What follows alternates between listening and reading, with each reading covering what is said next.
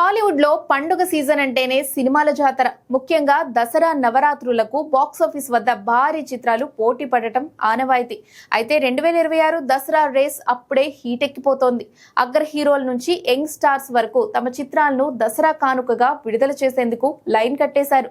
ఇప్పటికే పలువురు మేకర్స్ అధికారికంగా తమ విడుదల తేదీలపై క్లారిటీ ఇచ్చేయడంతో అభిమానుల్లో ఆసక్తి నెలకొంది.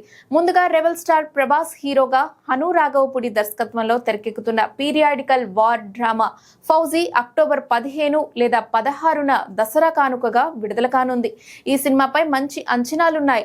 అయితే God of masses Nandamuri Balakrishna హీరోగా గోపిచంద్ మల్లేని కాంబోలో వస్తున్న NBK 111 కూడా దసరా బరిలోకి దిగబోతోంది. వీరసింహారెడ్డి వంటి బ్లాక్ బాస్టర్ తర్వాత వస్తున్న ఈ చిత్రంపై భారీ అంచనాలున్నాయి.